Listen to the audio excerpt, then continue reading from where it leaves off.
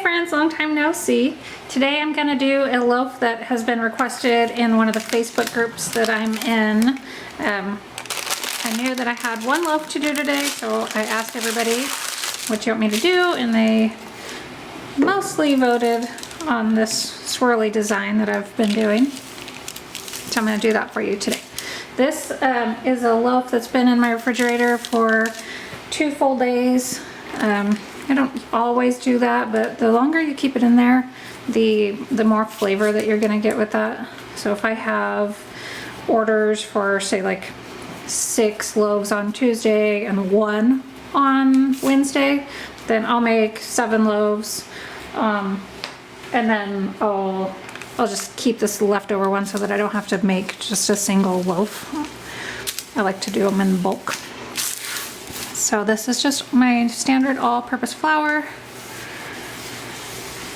Rubbing it in. I don't spray this down with water before or anything like that. It's pretty dry, but it does stick on there relatively nicely. I'll try to glob the flour on. I want a nice coating of it so that it stays nice and white.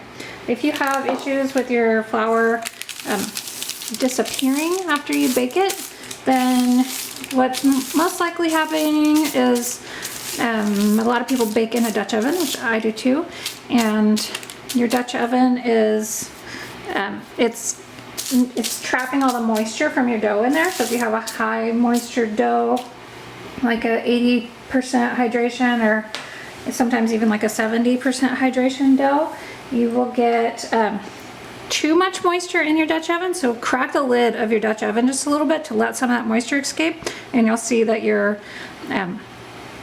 tops stay a lot nicer. Okay, so here's what I'm gonna do.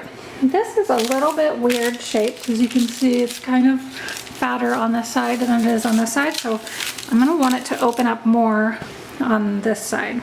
So I got rid of my dental floss. I used all of it, so instead of buying a new dental floss, I just got this string and I wrapped it around my chopstick so that I can make marks with it. So if you were curious what that was, I'm not gonna make marks with it today, but use the other end, and I'm just gonna make some swirly pattern here. I like to go down and around, and then I bring it back up and up over here, and then I do another one. So this particular dough, I know what it's gonna do because I've already baked with this batch of dough before. Like I said, this one is like the leftover that I didn't have enough orders yesterday, so I saved it for my one order today. And so I know that it's gonna explode. I already know, so I'll show you what I'm gonna do with that. It might be a touch bright, so give me just a sec. I'm gonna try to fix that. There we go. Now you can see what I'm doing better. Okay, so now along my score line, I'm just gonna go in about this much, where it's just this corner that goes in. And I'm just gonna go all along that line that I drew.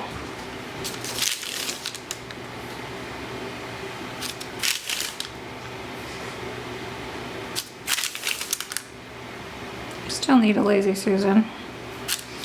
I baked on this parchment paper yesterday. I bake on it until it's all dry and I can't pick it up anymore. The box says you can bake on it 3 times, but I probably bake on it 4 or 5.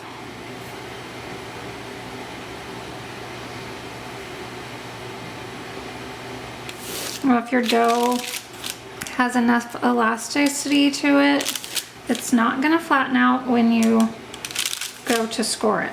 So if you're having flattening issues, you need to work on building more elasticity in your dough. And you can do that by using more protein. Try all bread flour instead of adding whole wheat and rye or whatever else you're adding to it. You can try a different method of folding and stretching and folding. I like coil folds. I think they're more gentle on your dough. And I also I just like the way that my bread turns out better when I coil fold. But you should be able to take your time and really, you know, make these nice cuts where they're not overlapping. They're not touching each other, otherwise you're gonna have a really big